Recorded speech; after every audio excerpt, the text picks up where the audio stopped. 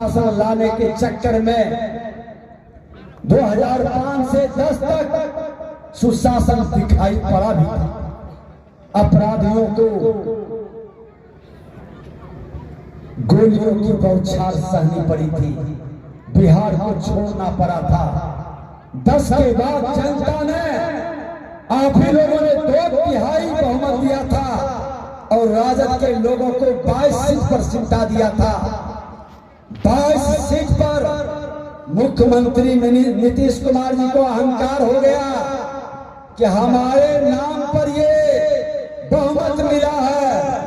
मन के अंदर अहंकार जब आ जाता है तो उसका नाश निश्चित है। ये अहंकार इनको बीजेपी से दूर किया और इसने जिसको 22 सीट पर जनता ने नकार करके बैठाया था उसके साथ गलबहियां 2013 में कर लिया और 13 में गलबहियां के बाद फिर से जो जंगल राज की शुरुआत हुई, फिर से अपराधियों का मनोबल बढ़ा, उग्रवादियों का मनोबल बढ़ा और फिर से बिहार के अंदर उनका तांडव शुरू हुआ। जो नरसंहार के महामारी को बंद किया गया था, अपराध को रोका गया था, वो तमाम बीमारी फिर से महामारी बनने लगी और उस महामारी के ही शिकार हो गए हमारे विशेश्वर ओझा जी। उसी जंगल राज के पीरियड में इनकी हत्या हुई। अपराधियों का इतना मनोबल, इतना हिम्मत कैसे बढ़ा? और उस पीरियड से जब अपराधियों का मनोबल बढ़ा, बिहार के अंदर दहशत का वातावरण बनने लगा, तो माननीय नीतीश कुमार जी, आप तो बड़ा चतुर चालाक निकले। आप तो चालक बनने का ढोंग कर रहे थे, लेकिन चालक आप थे नहीं। आपने चालाकी से फिर रोना धोना शुरू किया कि गलती हो गई, हमें माफ कर दीजिए, हम इस जंगल राज वाले के साथ गलबहियां कर लिए, एक मौका और दीजिए। मैं श्रद्धेय अटल बिहारी वाजपेयी जी के सुशासन का शिक्षा लेकर केंद्र से आया हूं। बिहार के अंदर सुशासन स्थापित करूंगा। भारतीय जनता पार्टी हमेशा चाणक्य की भूमिका में रहती है। चंद्रगुप्त बनने का शौक नहीं रहता है, लेकिन हमेशा चाणक्य चंद्रगुप्त को अवसर देता है।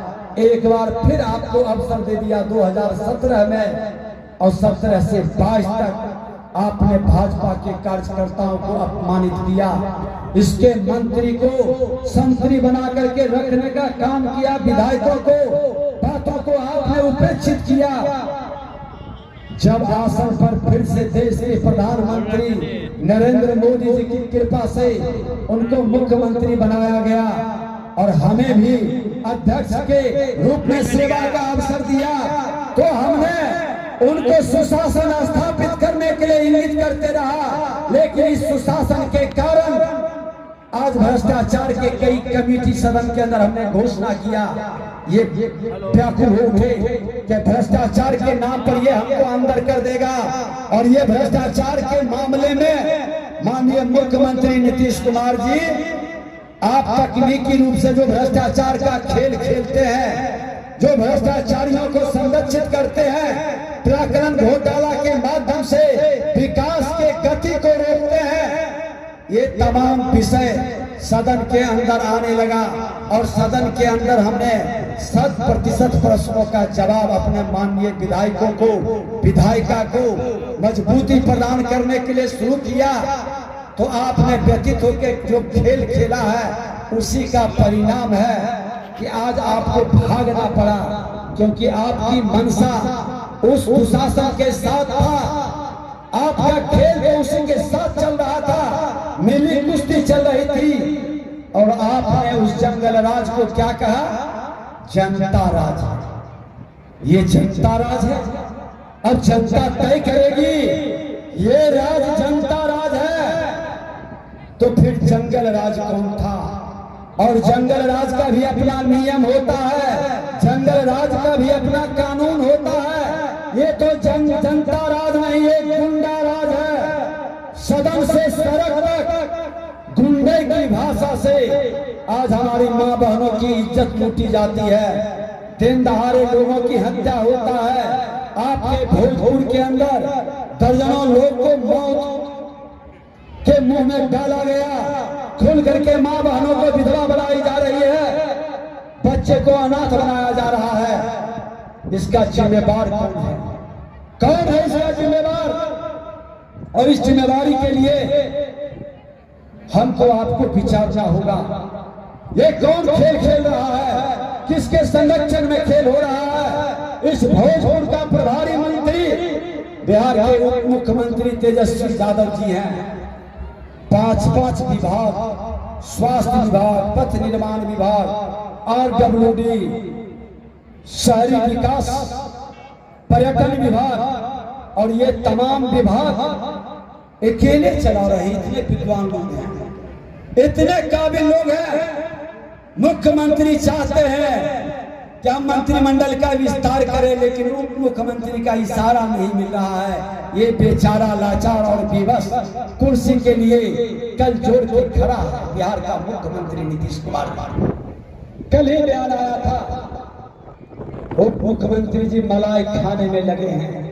वो नहीं चाहते हैं कि इस विभाग में कोई आओ, उन्हीं के दल के नेता बन जाए, मलाई में बंटवारा हो। लेकिन बिहार की जनता के विकास और भाग्य के साथ आप खिलवाड़ क्यों कर रहे हैं? क्यों ऐसा खिलवाड़ आप कर रहे हैं? बिहार का विकास ठहर गया है, बिहार की जनता भयभीत है। जहरीली शराब से 100 से ज्यादा लोगों की मौत, छपरा के अंदर निर्दोष लोगों को पीट पीट कर मौत के घाट उतार देता है। जातीय उन्माद पैदा करने का खेल हो रहा है। आपने जहरीली शराब से मरने वाले को, अपराधियों की गोली से मरने वाले को, हत्या, अपहरण, लूट, बलात्कार से शिकार लोगों को मुआवजा तो देने से रहे, मुआवजा तो आप देने के लिए तैयार नहीं है, उसके आंसू तक पहुंचने के लिए आप तैयार नहीं है। हर जिले के अंदर समाधान यात्रा पर आप जा रहे हैं और खाना पूर्ति करके जीविका दीदी में भी कुछ लोगों को सेलेक्टेड अपनी बहनों को बुलाकर ताली बजवा लेते हैं। जीविका दीदी का वेतन जो बढ़ाने का आपने घोषणा किया था वो भी नहीं कर रहे हैं, और जब वो आवाज उठाती है तो उसको आप अपने सभा से बाहर कर देते हैं। बिहार के अंदर समाधान यात्रा नहीं है, ये बिहार के अंदर पिकनिक यात्रा मना रहे हैं। बिहार के अंदर इनकी विदाई यात्रा है, ये अंतिम यात्रा इनका होगा। 2023 ये पार नहीं करेंगे। बिहार की जनता भी मन के अंदर संकल्प लिया है कि हमको 21वीं सदी का भारत बनाना है। स्वामी विवेकानंद जी की भविष्यवाणी को साकार करना है, और वो साकार तब होगा जब उसके हम आपसी गवाह नहीं बनेंगे, श्रोता नहीं बनेंगे, हम आप भागीदार बनेंगे। बिहार के अंदर देश के प्रधानमंत्री नरेंद्र मोदी जी की भी सरकार होगी, ये संकल्प पूरा करेगा। देश के अंदर भी नरेंद्र मोदी की सरकार और बिहार के अंदर भी नरेंद्र मोदी की सरकार, तभी स्वामी विवेकानंद जी का सपना साकार होगा। 21वीं सदी का भारत बनेगा, और ये 21वीं सदी के भारत के लिए और देश के गृह राज्य मंत्री जी 25 तारीख को आ रहे हैं। स्वामी सहजानंद सरस्वती जो गरीब, कमजोर, मजदूर, लघु सीमांत किसानों की लड़ाई लड़ते थे, और किनके विरुद्ध लड़े? अपने ही लोगों के विरुद्ध। आज कोई नेता ऐसा क्यों पैदा नहीं हो रहा है जो अपने समाज के गलत कार्यों का विरोध करे? लेकिन स्वामी सहजानंद सरस्वती मजदूरों के हित में जमींदारों के विरुद्ध आवाज बुलंद किया। उन्हीं का जयंती 22 तारीख को है, लेकिन 25 तारीख को पटना में आ रहे हैं, और उस जयंती पर आपके देश के गृह मंत्री अमित भाई शाह आ रहे हैं। उनका भी शंखनाद होगा नए बिहार बनाने का। जरूर भागीदारी करनी चाहिए। हम सुनेंगे नहीं बैठकर, हम उनके भागीदार बनेंगे, उस क्रांति का अग्रदूत बनेंगे। ये हमको आपको संकल्प लेना होगा। और एक आग्रह तो जरूर करेंगे तभी सभी लोगों से कि विशेश्वर ओझा जी जिनके पुण्यतिथि पर हम आप सभी आए हैं, इनका भी संकल्प है कि बिहार के अंदर हमारा वह बिहार चाहिए जिस बिहार के अंदर गांव के अंदर किसी भी जात की बेटी की शादी होती थी, पूरे गांव में उत्सव होता था। गांव के अंदर जब हम जाते थे तो उस गांव के नाम से उस बेटी का नाम पुकारा जाता था। वह हमारी संस्कृति थी, वह माँ बहनों का सम्मान था। गांव के अंदर जब कोई गुजरता था, किसी जाति का बेटी है, मैं भी चुनाव अपने क्षेत्र लखीसराय में जाते हैं तो मेरी गांव की बेटी किसी गांव में रहती है, किसी भी जाति का कहता है मेरा गांव का भाई है, मेरा गांव का विधायक है, गर्व महसूस होता है। आज समाज का ताना बाना क्यों टूटा? किसने ये ताना बाना को तोड़ा? क्यों कर रहे हैं? क्यों ऐसा खिलवाड़ आप कर रहे हैं? बिहार का विकास ठहर गया है, बिहार की जनता भयभीत है। जहरीली शराब से 100 से ज्यादा लोगों की मौत छपरा के अंदर निर्दोष लोगों को पीट पीट कर मौत के घाट उतार देता है। जातीय उन्माद पैदा करने का खेल हो रहा है। आपने जहरीली शराब से मरने वाले को, अपराधियों की गोली से मरने वाले को, हत्या, अपहरण, लूट, बलात्कार से शिकार लोगों को मुआवजा तो देने से रहे, मुआवजा तो आप देने के लिए तैयार नहीं है, उसके आंसू तक पहुंचने के लिए आप तैयार नहीं है। हर जिले के अंदर समाधान यात्रा पर आप जा रहे हैं और खाना पूर्ति करके जीविका दीदी में भी कुछ लोगों को सेलेक्टिव अपनी बहनों को बुलाकर ताली बजवा लेते हैं। जीविका दीदी का वेतन जो बढ़ाने का आपने घोषणा किया था वो भी नहीं कर रहे हैं, और जब वो आवाज उठाती है तो उसको आप अपने सभा से बाहर कर देते हैं। बिहार के अंदर समाधान यात्रा नहीं, ये बिहार के अंदर पिकनिक यात्रा मना रहे हैं। बिहार के अंदर इनकी विदाई यात्रा है, ये अंतिम यात्रा इनका होगा। 2023 ये पार नहीं करेंगे। बिहार की जनता भी मन के अंदर संकल्प लिया है कि हमको 21वीं सदी का भारत बनाना है। स्वामी विवेकानंद जी की भविष्यवाणी को साकार करना है, और वो साकार तब होगा जब उसके हम आप सिर्फ गवाह नहीं बनेंगे, श्रोता नहीं बनेंगे, हम आप भागीदार बनेंगे।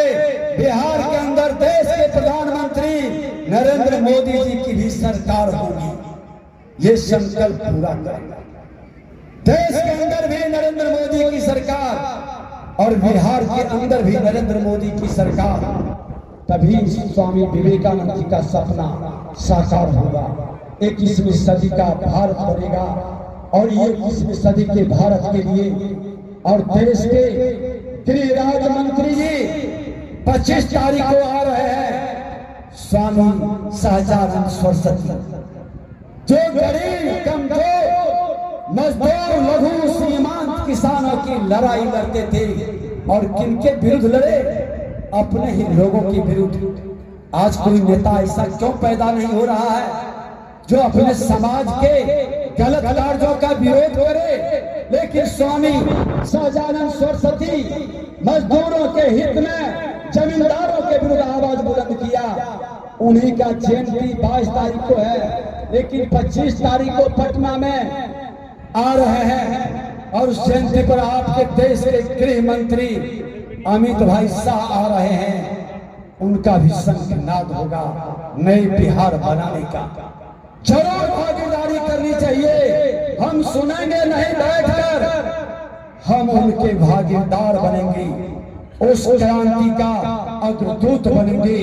ये हमको आपको संकल्प लेना होगा, और एक आग्रह तो जरूर करेंगे तभी सभी लोगों से कि विशेश्वर ओझा जी जिनके पुण्यतिथि पर हम आप सभी आए हैं, इनका भी संकल्प है कि बिहार के अंदर हमारा वह बिहार चाहिए जिस बिहार के अंदर गांव के अंदर किसी भी जात की बेटी की शादी होती थी, पूरे गांव में उत्सव होता था। गांव के अंदर जब हम जाते थे तो उस गांव के नाम से उस बेटी का नाम पुकारा जाता था। वह हमारी संस्कृति थी, वह माँ बहनों का सम्मान था। गांव के अंदर जब कोई गुजरता था, किसी जाति का बेटी है, मैं भी चुनाव अपने क्षेत्र लखीसराय में जाते हैं तो मेरी गांव की बेटी किसी गांव में रहती है, किसी भी जाति का कहता है मेरा गांव का भाई है, मेरा गांव का विधायक है, गर्व महसूस होता है। आज समाज का ताना बाना क्यों टूटा? किसने ये ताना बाना को तोड़ा है? और जिसने तोड़ा है, चाहे वो वामपंथी विचारधारा का हो, पूछिए कि तुमने समाज के हित में क्या काम किया है? तुमने समाज को जोड़ने के लिए क्या किया? तुमने राष्ट्र को मजबूती प्रदान करने के लिए क्या किया? अपनी सत्ता और कुर्सी के लिए, अपने परिवार के हित के लिए मेरा बलिदान चढ़ा दिया, मेरा नरसंहार करा दिया। ये नहीं होने देंगे। मोदी जी का वो महामंत्र जिससे लोगों को मिर्गी आता है, जब मोदी जी कहते हैं सबका साथ, सबका विकास, सबका विश्वास, सबका प्रयास, तो कांग्रेस और कांग्रेस के गोद में बैठे हुए जदयू, राजद, वामपंथी बेचैन हो जाते हैं कि मेरी दुकान बंद करा देगा। ये मोदी तो ऐसा संत है, मोदी तो ऐसा नेता है, ये सबकी बात करता है। ये जब जनधन का बात किया, जनधन योजना शुरू किया, तो कोई जाति को देख करके नहीं, हर जाति के अकाउंट खुलने लगा बैंक में। उस अकाउंट में जिसमें लोग कमीशन खाता था, वो बेनिफिट का पैसा डायरेक्ट जाने लगा। उस मोदी का ही तो कमाल है कि महल में गैस का चूल्हा जलता था तो झोपड़ी तक वो चूल्हा को पहुंचा दिया। उज्ज्वला योजना से हर घर को आच्छादित कर दिया। 3 करोड़ से ज्यादा प्रधानमंत्री आवास आज गरीबों के घर को पहुंचा दिया। आज गरीबों के लिए 5 लाख रुपया आयुष्मान भारत के माध्यम से कोई बीमार होगा, उसकी मौत इलाज के बिना न हो जाए। 5-5 लाख रुपया आयुष्मान भारत का। ये पहला देश का प्रधानमंत्री जाति नहीं देखा, धर्म नहीं देखा, क्षेत्र नहीं देखा, भाषा नहीं देखा, सबका साथ, सबका विकास किया। ये महामंत्र ही भारत के अंदर 21वीं सदी का भारत बनाएगा। ये महामंत्र ही राष्ट्र को मजबूती प्रदान करेगा। और आग्रह करेंगे कि निज गौरव पर जिसे होना अभिमान, निज गौरव पर जिसे होना अभिमान, वह नर नहीं पशु के समान। आज पशुओं की जमात बैठी है। ये पशु है, ये इंसान नहीं है। अगर जो इंसान होता तो इंसान में नहीं लड़ाता। ये इंसान होता तो इंसानों का वध नहीं करता, इंसानों का लहू नहीं बहाता। ये जंगली जानवर है। जिस जंगली जानवर को पिंजरे के अंदर कैद होना चाहिए, उस जंगली जानवर को खुला छोड़ दिया, हत्या, अपहरण, लूट, बलात्कार करने के लिए। अगर जो आप सब सहमत हैं कि इन जंगली जानवरों को सत्ता से बाहर करना है, जो रामचरितमानस पर बस उठाता है, जो भाई भाई को लड़ाता है, जो इंसानों का खून बहाता है, तो मन में संकल्प लेना होगा, बदलना होगा, बिहार को परिवर्तन करना होगा, एक संकल्प के साथ कदम बढ़ाना होगा। और हम चाहते हैं कि देश के महामहिम राष्ट्रपति महोदय ने विधानसभा के अंदर जो संकल्प कराया, उस संकल्प आप सब लोग मिलकर के लें। हम एक बार वो संकल्प दोहराएंगे। नए बिहार को बनाने के लिए, नए राष्ट्र को बनाने के लिए सब लोग एक बार खड़े हो जाइए। सभी लोग जो जहां हैं और उस संकल्प को दोहराइए। नए भारत को बनाने के लिए अपने भावी पीढ़ी को नए ऊर्जा के साथ आगे बढ़ने का प्रेरणा देने के लिए अपने घर पर इस संकल्प को सब लोग मिलकर के लिखेंगे। एक नए बिहार के लिए हम बोलेंगे, आप लोग दोहराएंगे कि हमारा परिवार 5 अभिशापों से मुक्त हो।